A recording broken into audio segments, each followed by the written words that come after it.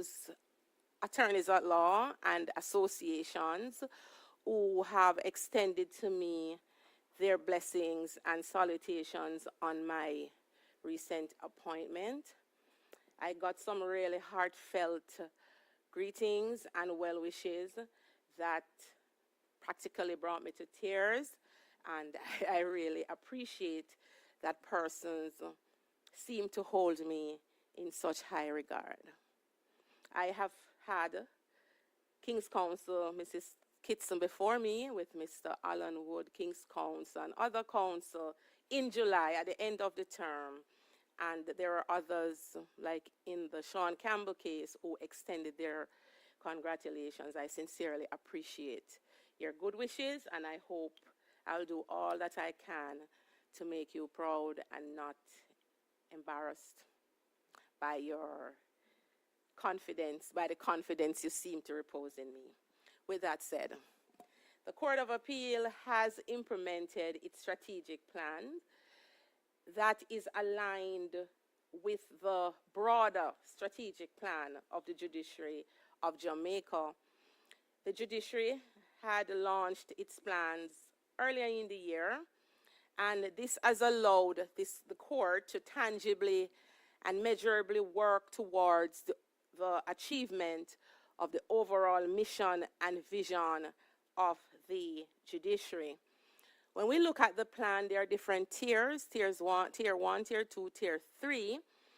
The focus at this point in time for the court, having gone through establishing our plans in keeping with tier 1 and tier 2, is to focus on the tier 3 level of the plan. And simply put, this aspect of the plan is to put the individuals, put persons, people into the plan for the advancement of the court.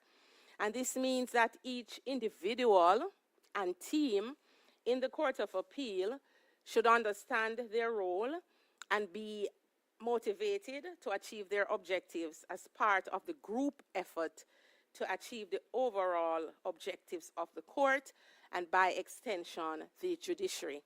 What this really means is that we are going to a micro level of judicial management where each person in the court is expected to have a plan, a personal plan as to how you expect to perform your duties and to measure your output. This will incorporate, of course, the general management scheme proposed by the public sector through the employment performance management system, which is a totally new system for management in the public sector. So what this means in essence is that everything is performance driven, performance centric, and performance oriented, and at the end of the day, each person will be assessed on their performance. To the best of my understanding, this is tied to increments. That means if you don't perform in keeping with the target set by your immediate supervisor and the organization, then your increment might suffer. And for those who meet the targets, there will be incentives, I'm told. So it is really moving towards performance as the measurement for our output. So the court is committed to focusing on each person's individual plan, as we believe that by nurturing and supporting each individual, we can collectively achieve the judiciary's objectives. The focus on the individuals, of course, will bring to the fore other initiatives that we have taken from the Tier 2 project. So the individual role in differentiated case management and backlog reduction will be assessed, evaluated, and measured. And this initiative is in support of improving external stakeholder satisfaction. The e-filing project initiative in support of the objectives of improved technological resources and infrastructure will also be on the table, and we will seek to improve our data management and internal processes.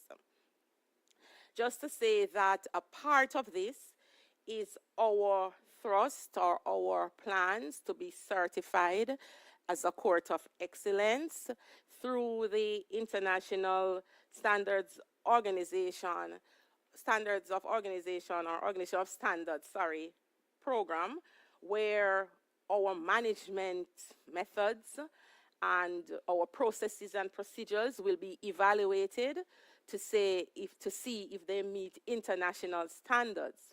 So by this means, we have consultants with us right now who are interviewing the persons involved, especially in the registry, to recognize our gap deficits and to see how we can better able to strengthen our systems to make our court better serve its stakeholders, especially our external stakeholders.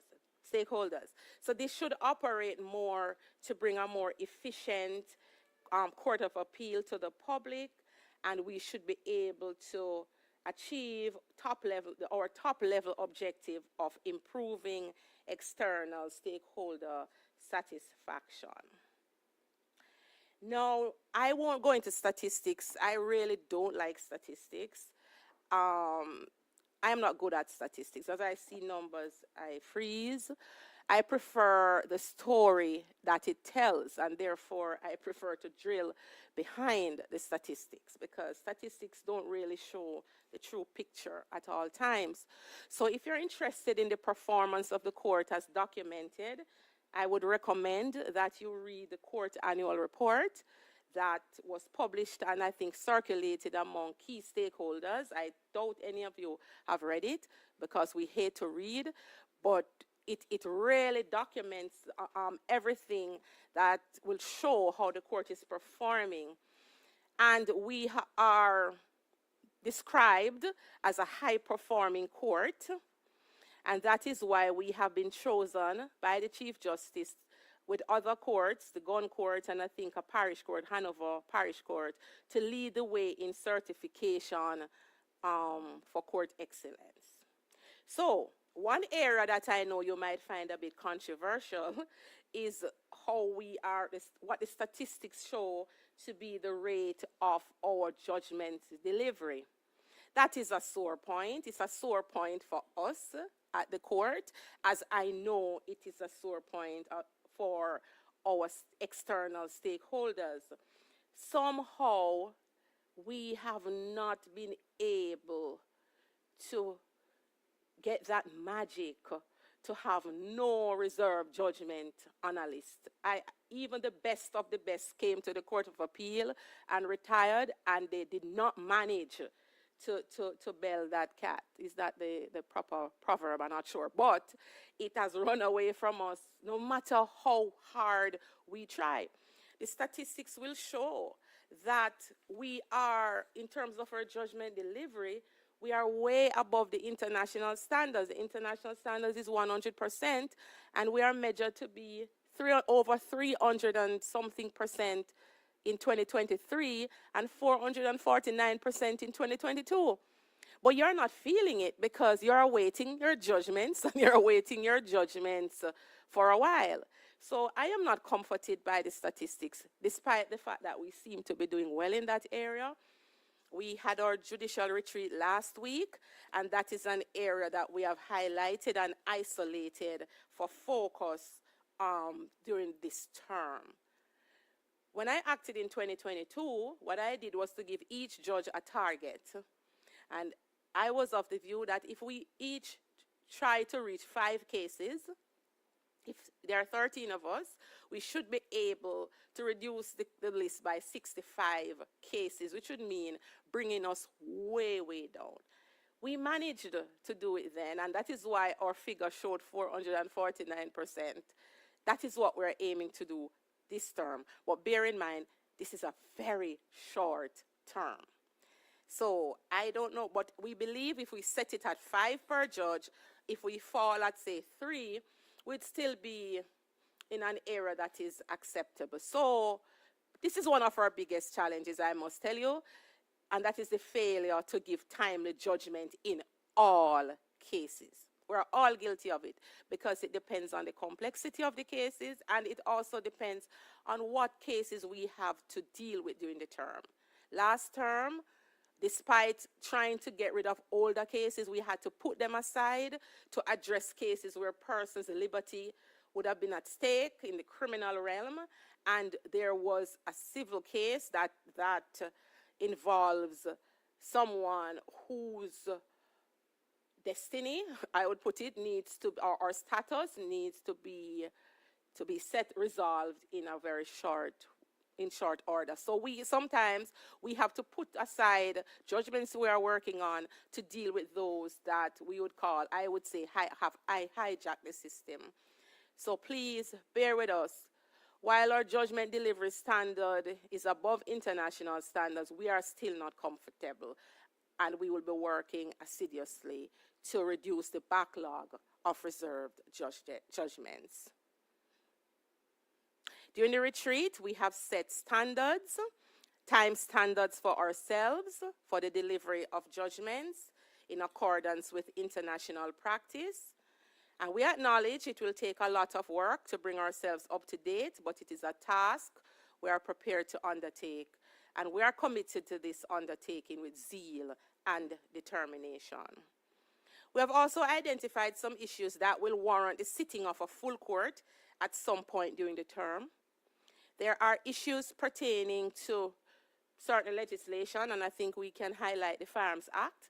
The Firearms Act is giving problems to prosecutors, it's giving problems to the trial judges, and surely at the Court of Appeal, we might have seen other cases where the court might seem inconsistent in its approach, and we have taken the decision that we have to take steps to put the court in a position where we can declare conclusively what the position of the court is on a particular area of the law, so to avoid confusion. So sometime I have a case-to-case managed today, which will deal with a particular area, treating with whether we should give credit for time served, even if it goes below the minimum Parliament's minimum sentence. That is a constitutional question, and the court is looking forward to resolving that one. So that is how we propose to deal with difficult areas. We empanel a court of no less than perhaps 9, given that 7, let me say, given that it's a court of 13 persons. The next thing that I would highlight, I'll soon be finished, it was not as long as my judgments, Mr. Ekoyano, is the temporary occupation of the judges of counsel's room. I think this was brought to my attention last week that personnel from the bar have been in meetings with us about counsel's room. We had a room for counsel over what we call the older section. That is where the Court of Appeal is coming from. But due to circumstances beyond our control as a result of Hurricane Beryl, the Court Administration Division is given a license to occupy that section of the building, because they are not tenants, not even at will. So we don't want them to think they have exclusive possession. We have a right to go over there when we want to. But be that as it may, they are using that section. So we have 2 rooms out there called meeting. On the door, you'd see meeting rooms. Unfortunately, they don't have their ensuite rest room area. So for the council, we're giving you use of one of those rooms. But unfortunately, for now, and I hope it will not be for too long, you will have to use the rest area designated for the public. But happily, there's not much members of the public coming to the Court of Appeal, so it will be like it's yours until the Court of Appeal leaves. So I hope that is, until the CAD leaves, thank you, that is comfortable for you for the time being. As I said, the court has decided on several initiatives, and one of them, this is really not for counsel, but it is because it would free up time for counsel, cases in which counsel would be involved, and that is an intention for us to develop a self-represented litigant protocol. I've identified a team to assist us with that, and what that will do is to strengthen our processes and procedures so that the court will be more efficient in disposing of cases. Because when we have litigants who are not represented, it really sets us back. They don't know what to do well. The court has to spend time trying to explain to them, and that takes time. So we have looked at a model from New Zealand, which seems quite attractive, but we have designated team members to just look all over the world to benchmark the best practices that we can adopt. So this is an initiative that we will be undertaking, and we again welcome any suggestions. We will have suggestion boxes at strategic points in the court building, including the registry, where counsel can send your own little note, drop in if you want, or you email us with your suggestions. We welcome anything that can assist us to meet our targets and our objectives and to serve you better. Just to highlight too that rather than having counsel on radio or in the media speaking about matters affecting the bar or the legal profession, we would prefer if you use the Court Users Committee channel. We have set up a Court Users Committee. This was set up under the aegis of the late Justice Dennis Morrison, King's Counsel. May his soul rest in peace. And the aim is for us to have a space in which we can discuss all matters pertinent to the use of the Court of Appeal. We have taken the time out to let you select your own representatives on that committee, and we sit every other month. This is bi-monthly. And when we go, we call upon the representatives of the stakeholders to tell us what your concerns are, what your grouses are. And we expect that during those meetings, whatever issue you have will be brought to light and ventilated, and the court seeks to address them. I would hate to hear, although I've not heard anybody quarreling about the Court of Appeal in the media, but I wouldn't want to hear that, because we have provided a space where we can talk and frankly with each other about your concerns. So this is just to say, please, I'm urging counsel to ensure that you use the appropriate channel established by the Court of Appeal to communicate your concerns, proposals, and recommendations. We welcome anything once we believe that it is legal, workable, suitable. And the last thing, I don't want to bore you much more, everything else will come out in the wash somewhere down the line, is, just to say, another initiative, our docket system will continue. At the end of the year, we'll evaluate its impact on the disposal rate to know if we should adopt it. And that is really one panel sitting for the entire term dealing with cases. So artificial intelligence investigation, the Chief Justice is very much into technology and innovative ways of adjudication, and he brought it to the fore that he believes that the Court of Appeal could benefit somehow from the introduction of artificial intelligence. My view has been, and will always be, that we don't jump in unless we know what we're jumping into. So we have set up a team now to look at the ethical considerations, especially, not only the efficacy, but the ethical considerations that should govern the use of artificial intelligence. I tried to see how it works. I cannot vouch for its accuracy. It gives me information that is not accurate. And I hate when it gives me suggestions and I adopt those suggestions, that when I do my AI and plagiarism check, which I do in my own documents, it is telling me that how much percentage of my work is showing AI pattern. Because what that is telling me is as if I have almost half of my work is not my input. So it really raises questions as to when persons give you their opinion, give you their judgments, how much of it is really coming from their brain. I don't want to replace my brain. I'm sorry. So, and we need to appreciate what is the standard for plagiarism. Every academic board will tell you how much percentage is acceptable. So the court must know how much percentage of the application of AI would be acceptable as a standard. There are different disciplines with different standards. So we need to appreciate what is the standard for the legal profession and the judiciary. And the worst part of it is that while they're saying you can use it for something, but you can't use it for something, when you have your entire work, the AI doesn't tell you which part of it is AI attributed. So these are issues that we have to deal with. And the last thing, which is my most exciting initiative, or the court's most exciting initiative, and I hope the judges, we had our retreat, and this came out of our retreat last week.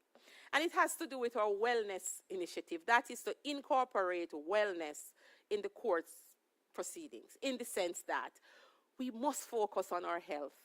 Judges, lawyers, everybody. We learned that sitting down kills you more than death itself. And our job is predominantly a sitting down job. When we come in here, we're sitting from 9:30 to 11:30. That's 2 hours. I have to ignore my watch telling me time to stand. But we think we need to stop it because we're killing ourselves slowly without movement. So we had invited a wellness, health, physical therapies expert from the Ministry of Health and Wellness, and he was here with us last Friday, as well as a psychologist.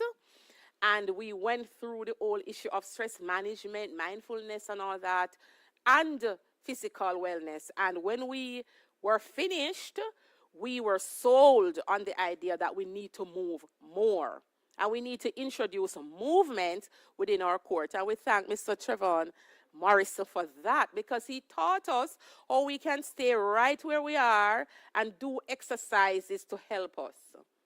So this is what it boils down to, counsel.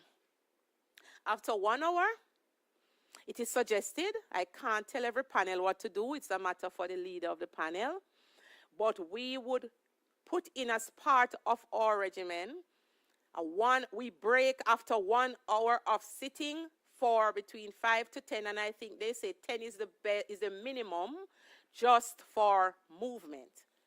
The judges might revert to outside, and they're gonna do their movements based on video-led videos. We are saying, and this is a suggestion, and you can give me your feedback. I see Mr. Kelly seeming very interested, but we can put the video on our screen there, and you move. We're not gonna use things that could affect your heart if you have a heart condition. It's just basic stretches that even if you have a heart condition could be beneficial to you. So we want the Court of Appeal to lead the way in this innovative way of adjudication, where we incorporate wellness and our well-being into our work. Because we appreciate that when it's all over, the work is gone. We are only left with ourselves. And the work is going to wreck us if we don't take time out to self-care and self-love. So this is to ask counsel. When you hear the court say we have to rise at 10:30, this is our health break. It means what it means. We are going to go wherever. If it would look bad, we could even ask you to join us here and we stretch, but we will look into that. Or if counsel prefer, we leave you and you stretch on your own by video-led exercises, and you do what you have to do. And when we all come back in, we take a deep breath and we go on again. I don't know if Mr. Taylor seems as if he'd resist that. But even deep breathing. They taught us how to deep breathe, because how we breathe in with our chest in is not the right way. We must breathe in and our tummy must expand outward. And when you let out that breath, it goes in. And it gives the oxygen to your brain, and you're sharper and more focused. So Court of Appeal will lead the way in the Ministry of Health and Wellness's movement, whatever they call it. I'm not sure of the forensic term, but I'm sure it will make us feel much better. So, I don't think I have much more to say because I'm taking too much time, but that is what I'd want to end on. What I believe is a high note for incorporating the need to ensure our personal well-being within the work space.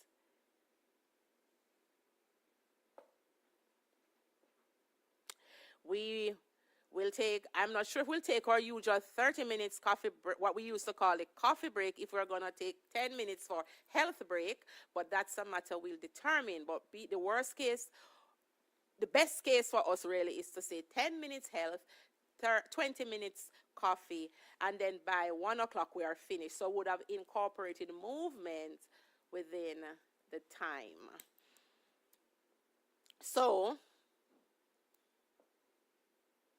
we are open to any suggestions, ideas that you have in that regard. So as we approach the end of the year and the last term of the year, one other thing, we will be doing our outreach as well. We continue our outreach programs. We have been inviting high school students and so on, but we have been invited by the correctional services to explain to them the appeal process, because I think they are the ones who have to file appeals on behalf of the convicted person. So we will be dealing with the correctional services, and we'll also be bringing the Court of Appeal out to the parish courts to start with, because we find that there are issues with the filing of appeals from those courts. So the outreach continues. So I would ask, of course, for your usual cooperation and understanding, and you must appreciate that we have our limitations.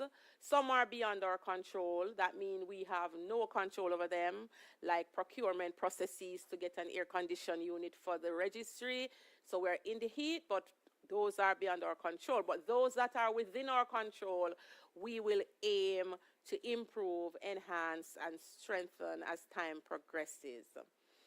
So though I may consider the future with a measure of anxiety, knowing my limitations, I look to it with a countervailing measure of enthusiasm, optimism, and hope, knowing where my strength lies as president of this court, and that is hugely in the support and cooperation of the valued team at the Court of Appeal.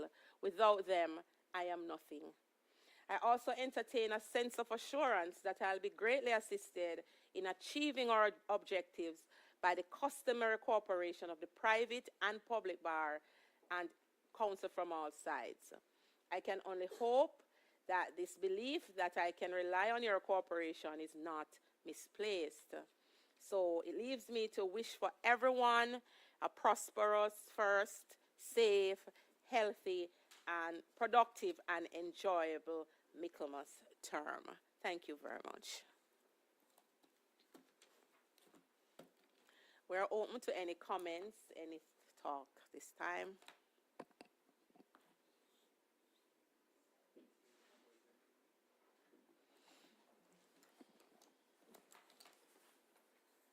My Lady President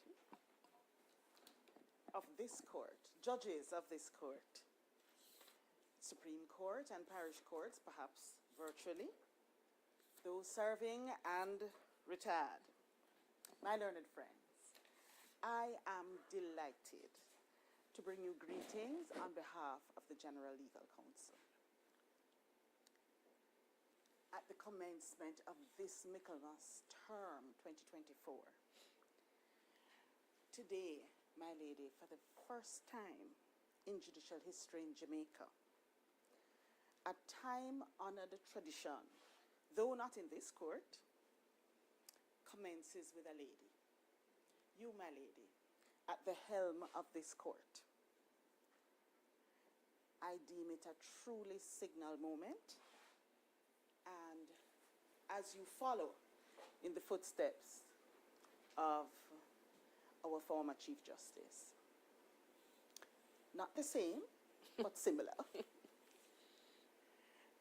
My lady, notwithstanding the changing scenes of life, economic, social, political, we continue to be blessed by a cohort of excellent judges who have upheld and built on the long-standing precedents of sterling jurisprudence, thus advancing the trust and confidence of our people in the judicial system, which benefits us all. I welcome your indication of the intention of this court to establish e-filing, data management in the court, and of course, the effort to improve the timely delivery of judgments.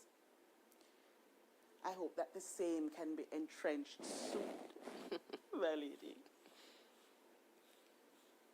And so those of us who have dedicated our professional lives to, whether at the private or the public bar, those of us commit to creating a fraternity focused on ensuring that we are diligently and creatively pursuing justice and peace, the watchwords for this legal year. And so, my lady, as the year succeeds last year, I salute you and the members of your court as you indeed chart a new, though not different course of delivering justice to all. May it so please you, my lady, Thank you. my lords. Thank you. Sir Taylor. And permit me, I do not increase the size of the font. And permit me to read from my remarks instead of just speaking. So any way you want to do it, Mr. Taylor. Yes, my lady. May it so please you, Madam President, learned honorable members of this court, members of the bar, King's Counsel, head of the GLC. Allow me to express first my personal and also the official compliments and commendation to you, Madam President, Thanks. on your well-deserved appointment and elevation to being the head of the Court of Appeal. The issues facing the Court of Appeal in this term and also from preceding terms seem to be universal throughout the Jamaican system. But there are still some things that have remained consistent. I have heard my lady's viewpoints on the rate of disposal. But, my lady, the rate notwithstanding, we know that the Court of Appeal continues to deliver high quality of justice, delivering well-reasoned judgments while carrying out your role of hearing litigants, reviewing decisions from other courts, affirming or reversing those decisions, or proclaiming, clarifying, and explaining the law.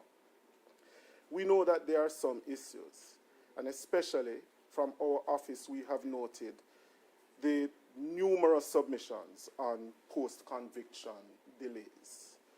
And I must express, my lady, it is kind of hard for us as a prosecution service, having fought a case hard, having what we thought was a good sentence, a good summing up, to come and meet a ground that we have had nothing to do with, and it is hard to resist.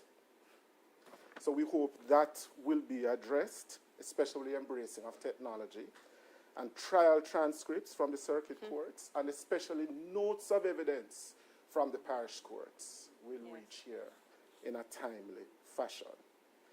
My lady, we are also mindful of the need to embrace new technologies to make the work of the court more efficient, although I too share your skepticism about, well, cautious skepticism Yes. about artificial intelligence. I've recently read 2 judgments, one out of South Africa, one out of the United States, where artificial intelligence invented case law with citations and all of that. So it is something to, these are waters that we must tread and swim in carefully. And although the backlog has to be dealt with, and here's where I make my wellness pitch, we think a reasonable number of cases ought to be set to be heard for the week. It's probably more for the registry than here. So we find that 3 will work for our chambers, but when you start to set 5 and 6, it really puts a lot of pressure on Crown Counsel, who has to read all 6 transcripts versus counsel who only comes with only 1. So that is my wellness initiative that I am proposing. I hear my lady on wellness. I am cognizantly aware that I'm physically fat and not physically fit. But I do not know if I am willing to stretch in front of my more life and limber colleagues. The ODPP, my lady, is mindful of all the issues here. And you can stretch outside, you don't have to be before them. It's just you taking your health break. My lady, I don't want to see anything appearing on social media. The ODPP is mindful of all the issues here, and as usual, we pledge our cooperation to work out these issues, especially through the Court of Appeal User Group and the Criminal Case Management Committee. The ODPP wishes the Court of Appeal a very productive term. Thank you very much.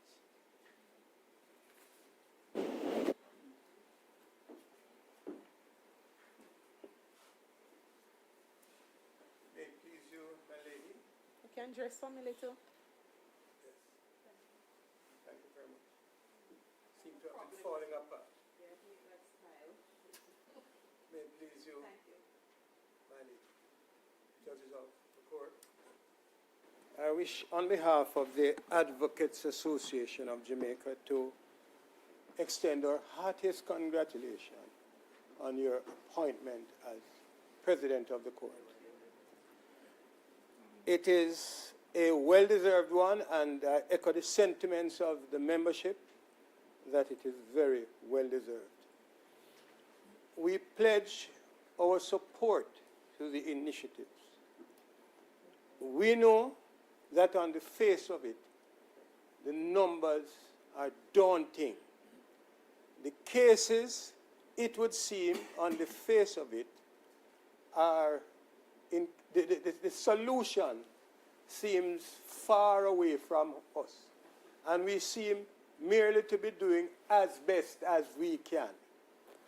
At the end of the day, it is the purpose to seek to serve a public in need of probably what is the most valuable service that a nation requires: justice. I think with cooperation from our Advocates Association, we will look at these new initiatives, we will think of them, and we will do our best to participate. My lady, sometimes you hear comments on the media. I think if you heard from a certain gentleman who is seeking to be president elsewhere, he seems to be of the view that if comments are not made publicly, no attention will be given to it at all. But we do our best to listen and to participate and to cooperate in this process. We don't run there as a first option. But you do appreciate, my lady, that we as representatives of the public, we are under great pressure. And only with the cooperation from us, judges, registry, we can achieve what they ultimately desire, to have a just outcome at the earliest possible occasion. I wish you all the best, and I wish the court all the best in its endeavors as we proceed throughout this term. May it please you, my lady. Thank you so much, Mr. Green. You're always with us, although you're not poor. No. My lady President, my lords, my lady Madam Justice Straw, might it so please you, I represent the President and Council of the Jamaican Bar Association this morning and apologize on behalf of our President, Mr. Kevin Powell, who is unavoidably absent, and also apologize on behalf of Mr. Michael Hemmings, President of the Cornwall Bar Association, who has asked me to tender his apologies. He's currently commuting. First, to Milady, I'd like to indicate my greeting will be as short as the Michaelmas term.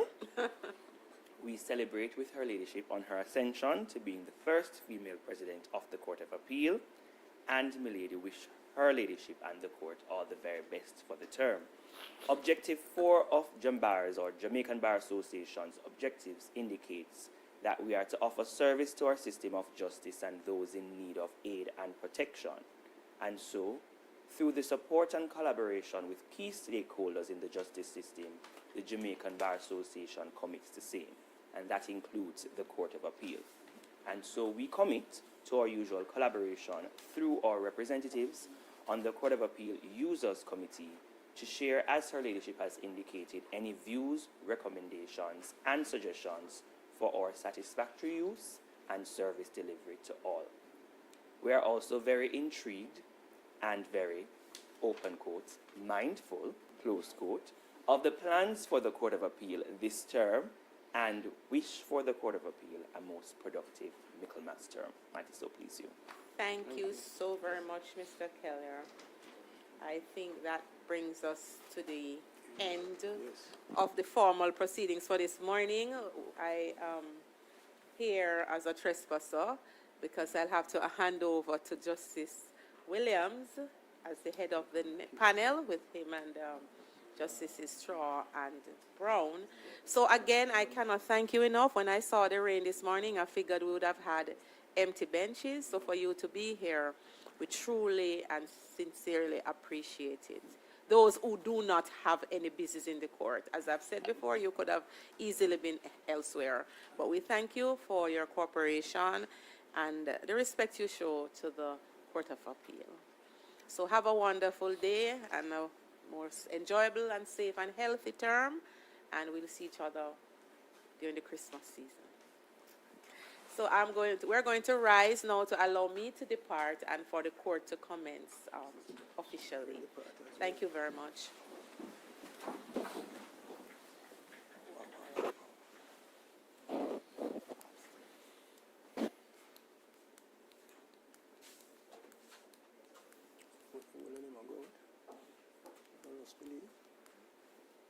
That's nice.